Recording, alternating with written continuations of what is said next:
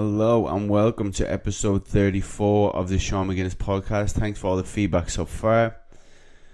Last episode went down very well with Dr. Gary Mendoza in regards to behaviour and implementation and some eye-opening concepts when it comes to that.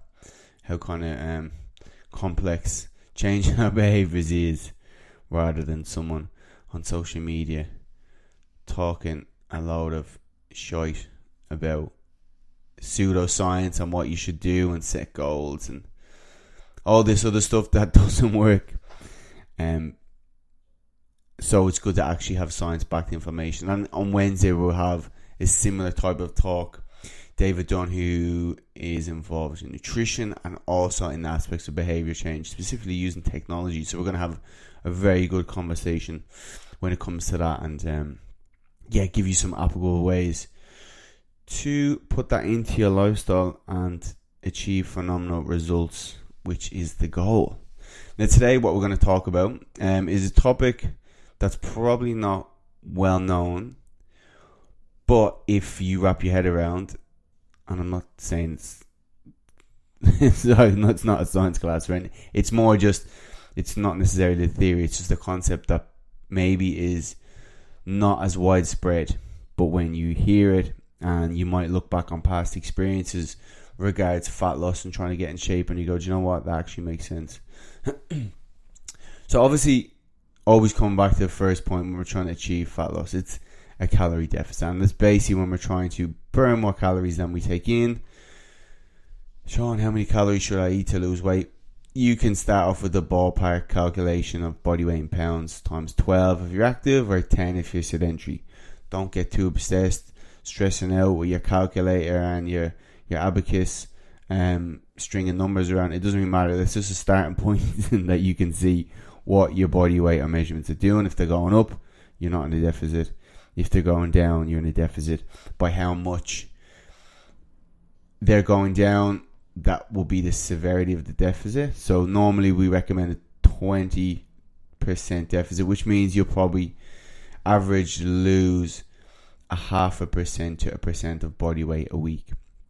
So again, if you're 70 kilos, could be 0.7 to 0.35.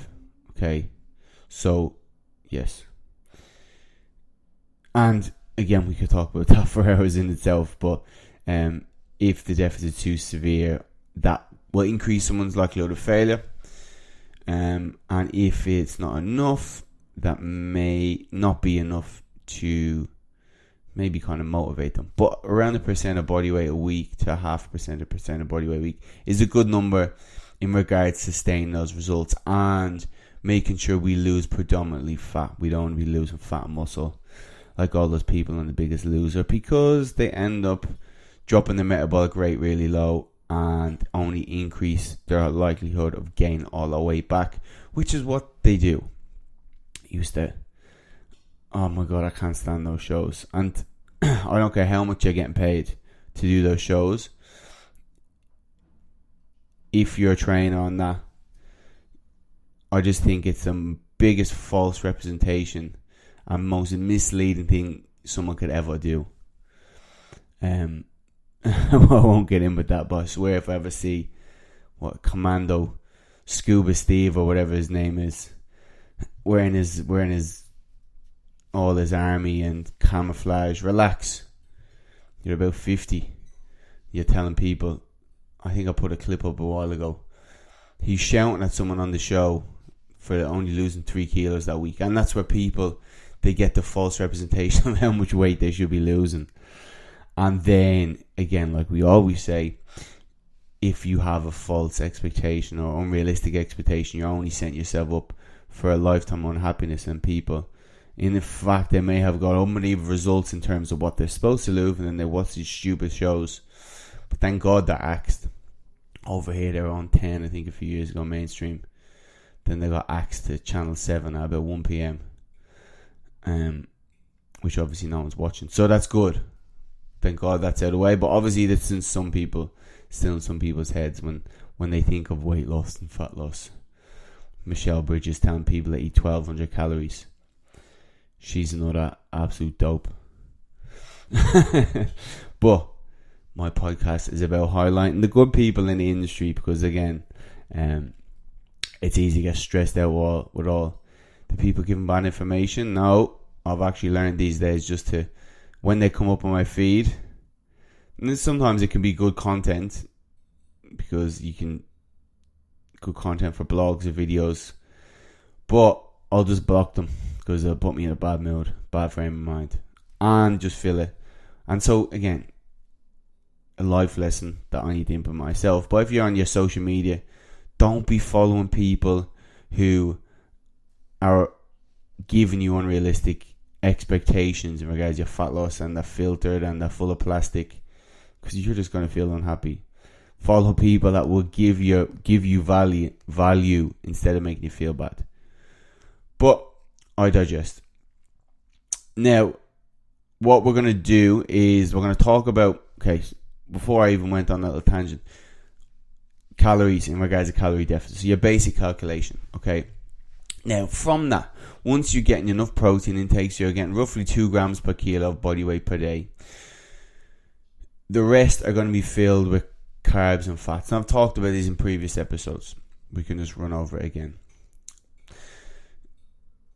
The carbs and fats ratio, it doesn't matter as much. It comes down to more personal preference. Unless you're like an Olympic athlete, then you may be more specific in your macronutrients. But otherwise, it doesn't really matter. They've seen people can lose weight, exact same amount of weight, if they're eating low carb, high fat, or high carb, low fat, once the calories and protein are equal. So again, don't listen to people if they're telling you carbs make you fat. No. It's the calories. So you can just choose that ratio as you be. It could be some people prefer a bit more peanut butter, some people prefer some more bread. It doesn't really matter. It's going to lead to the same results. What you would do within those calories, where you can get more specific, is in terms of energy. So if you find that for a higher carb, you will feel more energetic, you can train better, recover better. Okay, cool. You can use that. So maybe 40% carbs, 40% protein, 20% fat. If you find you feel hungry when it comes to carbohydrates, you can have a little bit more fats. That may be more satiated for you. You can work as you please. Okay. Hopefully a lot of people understand that by now. The next topic, we're going to go a little step further, and we're going to look at the actual quality of that food. Okay, because we know you can lose weight simply just from eating junk food. They've studied that. Again, the calories in, calories out model. However, we probably know in terms of health and in terms of likelihood of sticking with that, it's going to be very hard, because processed food are made to overeat. So it's very hard to portion the processed food down and stop yourself eating. Once you pop, you can't stop. That's the whole motto of every single food. Pringles was the smartest people to label that on theirs. And they're literally telling people our food is so processed, once you pop, you can't stop. And what do we do? Oh, yeah, that's actually good. That's a good saying. When we look at food quality, that's the quality, obviously, the food that you fill those calories with. Normally, we say 80-20 rule. So if you can get 80% of those foods from whole foods, 20% you can get from foods you enjoy, processed foods, whatever, etc. Alcohol within that 20%. As we go, there's a few things we want to monitor. One of them is hunger, because we don't necessarily want to be very hungry on a fat loss plan. Ideally, a good plan will really blunt your hunger, which is kind of the opposite of what people think. They think they need to be really hungry, otherwise it's not working. Unless you're at the extreme end of like people stepping on stage, bodybuilders, where they're really, really, really at that point where the body's like panicking, they will be hungry. But for the majority, I find people will work best if they can blunt their hunger as much as possible. So let's say, for example, you do your calculations and you 1,500 calories to lose weight. Okay, you get enough protein within those calories, and then you fill the rest with carbs and fats. And you can play around, and let's say you have an equal ratio of both. That's what makes you feel good: energy, performance, hunger. Okay, as you're going, Because you need to remember, as we start to lose weight, your body will naturally increase your hunger because it doesn't want to obviously starve to death. There's certain mechanisms that will kick in, whether you lose a few kilos or whether it's further down the line. What we then need to be careful of is, because you're going to get hungry, and actually, again, depends how much weight you've lost and depends where you are at. But you've heard like starvation responses. It's not like starvation mode, but there's mechanisms that naturally kick in when you start to diet. Same way when you hold your breath, your body's going to fight back and make you breathe again. It's the same thing happens when we're in a diet. So increase your hunger. But what also happens is you'll get a higher pleasure response when you eat like processed food. Okay, so whereas if someone is eating always at maintenance or a surplus, when they eat processed food, they'll get a little dopamine hit. Okay, a normal one, whatever it is for that food, quote unquote normal. But if someone's in a big deficit and has been losing weight, well, it kind of makes sense that when you get your hands on pleasurable food, your brain is going to really release a lot of dopamine and really reward you. And when that happens, it overrides your appetite, and it will basically forces you to eat a lot of that food because it wants to replace all the fat you've lost. So that makes sense. So that also happens. It also happens in you get more hyper aware of these kind of foods. So if someone's dieting, they'll actually be more aware of higher calorie foods than if someone's just eating to maintain their body weight or be in a surplus. Okay, there's all these mechanisms that happen.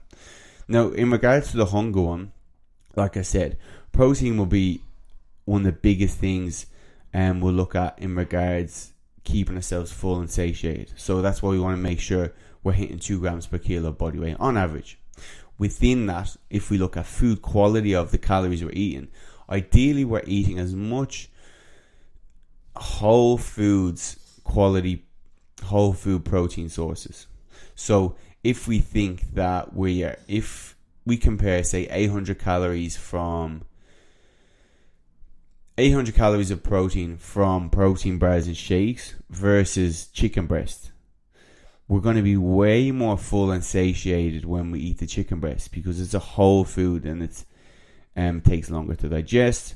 So the same amount of calories, different sources of the food, that's going to play a difference in our hunger.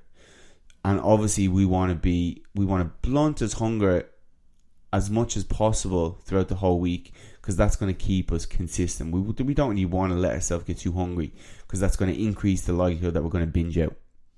That's how I'd always think of it with people. Then we can look at the same way. So we have food quality. We can kind of compare processed foods to whole foods. Whole foods in general are going to be more satiating, more filling. Now, there's a term which you may have heard before, and it is nutrient density. And nutrient density is basically the amount of nutrients a food contains for little calories. Okay, so if we think of vegetables, they don't contain that many calories, and it's normally measured by 100 grams, but you get the picture. It is the amount, if we look at vegetables, it's normally, they don't contain a lot of calories per 100 grams or whatever way you want to measure it, and they contain a lot of nutrients for that, versus something that is low nutrient dense, such as, I don't know, any kind of processed food. We use the example of Pringles. Pringles are low nutrient density. And we can also look at that as well. Another term is food volume. And food volume is the amount of food you're getting for that serving, which contains a low amount of calories. So a high food volume would be you're getting lots of that food for little calories. And in contrast, low food volume would be you're getting a high amount of calories for a little food. Again, think back to vegetables and Pringles.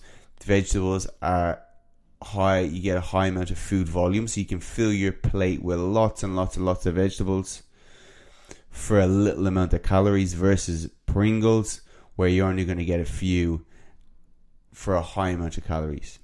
Okay? So when we have the bases covered with calories, if we find we're getting hungry, what we then want to do is start to increase the food volume within those calories, and in turn that will increase the nutrient density. So they're both kind of similar terms. I use them as a similar term. Let's just stick with food volume. That's easier to look at. So we want to see, how can we actually eat more food for less calories? Strange question. How can we eat more food for less calories? So what calorie swaps can we do within the example of the 1500 calories we used to make sure we're eating more food? So an easy one to start would be to get more vegetables in there, okay? Because that is going to allow us to actually, if you think of a plate, that's going to allow us to fill that plate up more without adding a lot of extra calories.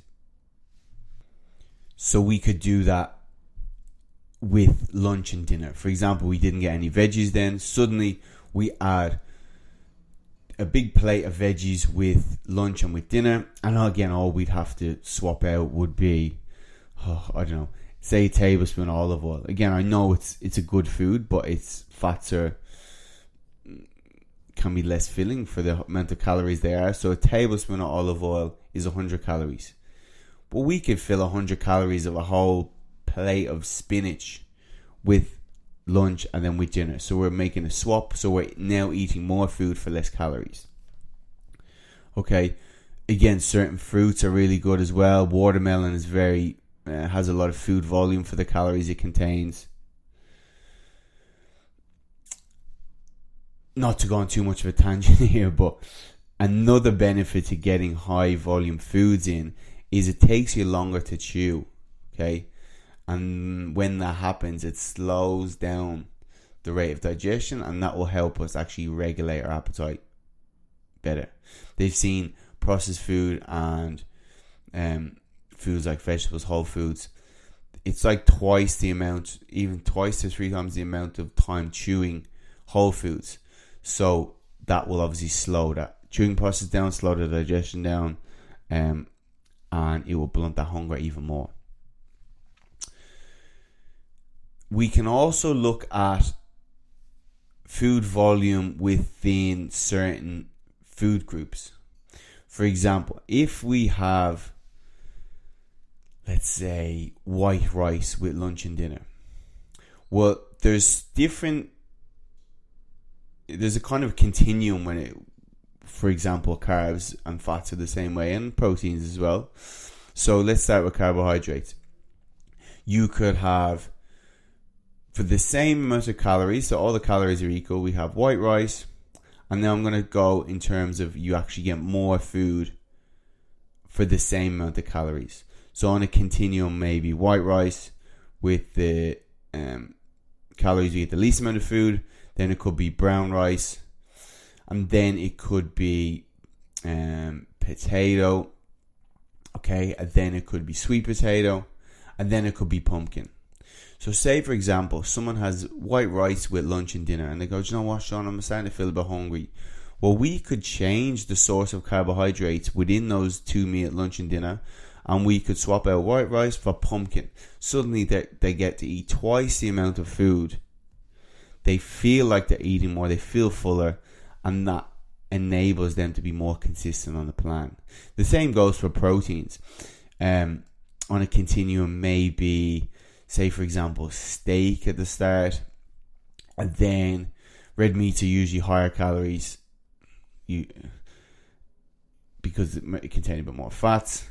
So it will be the fattier meat at the start, steak, and then it may be, for example, kangaroo, and then it may be, I'm skipping loads of stuff here, but just stay with me. And then it could be kangaroo, and then it could be chicken, for example, and then it could be whitefish. So as we go down, we can get more food because basically those proteins are leaner by nature. Okay. So someone could be having steak with lunch and dinner, and for the amount of calories, you might only get a little bit of steak with lunch and dinner, where suddenly we could swap in white fish, and they get twice the amount of food. Brilliant, with lunch and dinner, so they're eating more than way fuller, etc. Which is why, again, if you see any, always think back to that video of the fish in a rice cake. We have man eating fish in a rice cake about 6 times a day. White fish in a rice cake. It's because white fish you get a high amount of food volume. You get to eat more of it for the same amount of calories. So one thing we kind of can't take, if you look at bodybuilders' diets, one thing we can take is they use food volume well. They're always eating chicken and broccoli and white fishes, lots of broccoli, and that enables them to obviously hit the protein, stay within the calories, and feel full and satiated. We can look at even the same way within processed food. So someone was eating Ben and Jerry's for dessert, within that 20% of the calories they're eating per day. Well, we could go, well, is there any ice creams out there that have a higher food volume? It's not necessarily going to be a higher nutrient density because they don't contain that many nutrients, but higher food volume. And we could say, yeah, well, we can get Halo Top and we can have the whole Halo Top for 300 calories. Well, a whole tub of Ben & Jerry's could be 1,200 calories. So now we've swapped it out and we've saved ourselves a fair amount of calories and we're eating the same amount of food. Or we could actually eat more of the ice cream now for less of the calories. On the topic of calorie swaps while we're here, the same way we could also put into that sugary drinks where someone might be having a Coke, and then obviously we could swap that out for a Coke Zero where it's calorie free. And if anyone says anything about preservatives, additives with the Coke Zero, you are literally nitpicking the most insignificant stuff within someone's plan. That is like, I don't know, judging how good your car is by the hubcaps, where you have no engine and the rest of your car is shit. Just look at the big picture, don't worry about it. There's no negative effects when it comes to that. Unless you are drinking maybe 12 of them a day like old Donald Trump over there, you probably get some digestion issues, but no one's dying from Coke Zero. Anyway, look at the big picture. So we're looking at high food volume and what can we swap out within the same amount of calories we have, even within the same amount of macronutrients of those calories. Okay, so it's an interesting topic. If you find you're getting hungry, how can I stay more satiated and more full within that? That will enable me to be carried out long term, and also enable me that if I fill myself up well within, especially like where we talked about the 80-20 rule, well, if you really fill yourself up with that 80%, that leaves you a nice room to be flexible in your approach with those 20% of calories, because you know you're relatively full. You just need a little top up with foods you enjoy versus getting to those Pringles like we're talking about, absolutely ravenous. Well, you probably polish 3 boxes. Well, if you're really, really full and satiated and happy, and then you can have a handful of those Pringles and hit your calories and feel good within that, which is very, very important as well. It's kind of like what Jocko Willink says. He's this mad Navy SEAL. He has a great podcast and he's always talking about discipline. Discipline being just carrying out your habits whether you feel like it or not, and being disciplined with your routine, your kind of essential habits that you do each day. And what he says discipline creates freedom. So by him having a nice structure of his day of stuff he needs to get done and will get done, it allows him to enjoy the time after that. So if 80% of his day is nice and structured and have routine, well then in doing so, he can then enjoy that 20% of the day. And the same goes for food. When you use this approach, it's going to regulate your hunger and appetite in a way where you can enjoy the 20%. And that can be your meals out or whatever it needs to be. And ironically, the 20% are usually the bit where it stresses people out the most. They get stressed out by going out and having meals out. Well, you don't eat out every meal, so just structure the rest of your time, your 80%, in a way that allows you to enjoy that period. As well as this, if we think of the food pyramid, and not the food pyramid the governments talk about, it's the food pyramid in terms of fat loss. So at the bottom, it's calories, and it goes in significance importance. And then once you have calories, obviously being determined whether you're going to lose or gain or maintain your weight. And once you have that sorted, then the next important thing is your macronutrients, your protein, fats, carbs. And that's important because, like we talked before, calories will dictate whether you lose weight or not. Your macronutrients, so whether you get enough protein, etc., will dictate how you look. Whether you look toned or whether you have heaps of saggy skin, whether you've maintained muscle, how you feel as well. And the next important thing up from that, and if you just Google Eric Helms food pyramid, or have it on my Instagram as well, the next priority in someone's food intake is then macronutrients. So it's minerals, vitamins, etc. So when we talk about high volume, high nutrient dense foods, these are, as I said, foods that contain little calories for the amount of food you're going to get, but also ones that are packed with minerals, nutrients, vitamins. This is absolutely significant because it's going to make sure we don't have any mineral or vitamin deficiencies. That's going to play a role in our hormones, our physiology, and basically how we feel on the calories we're eating, and also can dictate whether you're going to stick to that long term. Because if you just eat a very low nutrient dense diet that doesn't contain any nutrients, vitamins, minerals, well, you're going to develop a lot of deficiencies. Your body's not going to function properly because it has certain nutrients that it needs on a daily basis to go about its basic processes. And although it might not show up short term, there is a Dr. Bruce Ames, and he has the Triage Theory, I think it's called.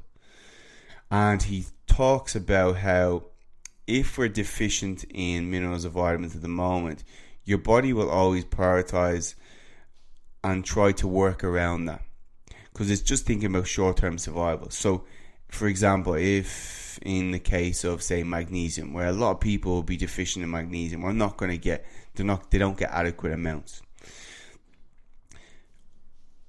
By my understanding, correct me if I'm wrong, magnesium probably won't show up in a blood analysis low magnesium, because I think if it does, well, you're gonna have a heart attack, or it's something really vital that it won't show up for that reason.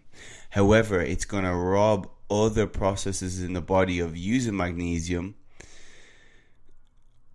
and the problem with that is that's gonna lead to long-term disease, long-term whatever neurodegenerative disease, whatever maybe you were more prone to. That's going to rob other cells from, so they're not going to function properly, and you're going to run into problems down the line. The same with other like vitamin minerals such as zinc, that a lot of people are deficient in. So the Triage Theory, Dr. Rhonda Patrick also talks a lot about this, which is very interesting. If you look at aging, you're going to need a lot of cofactors to make sure cells are working properly, where if they're not, she talks about how your telomeres and all, like your cells, I was going to say cells at a cellular level, it sounds so scientific. Basically all the absolutely vital processes at a cellular level are going to be robbed from, so they're not going to function properly. So you're not giving your body what it needs, and it's going to break at some point, at some way down the line, whether that could be cancer, whether it could be, as I said, brain degenerative disorders, whether that's some kind of sickness, illness, etc., etc. You get the point. It doesn't look too good. So we want to make sure our body's getting the minerals, vitamins it needs, okay? And we do this when we obviously consume heaps of different kinds of these nutrient-dense foods. So try to eat through the rainbow and all these colourful stuff, because when we do that, a lot of time we're covering the bases. And again, human nature, we're always obsessed about, well, what's the best vitamin to take? Well, a lot of time, if you just put that effort into just eating different veggies and fruits every day, filling your plate, not only are you going to lose weight, but you're going to stand your body in good stead. Yes, vitamins, etc. have a vital place, but only when you get blood analysis, because otherwise you can't see where you're deficient in. And not to go too much down a rabbit hole, but if you have to have some measure of to start off before you take a supplement, because you need to get a blood analysis, and then if you're deficient in something, you're going to take a supplement for that particular thing, and then you're going to need to re-measure the blood and get another blood analysis to see if your body's absorbing it, to see if you're up to adequate levels. You firstly need the blood analysis to tell you what how much to take of that supplement, etc., etc.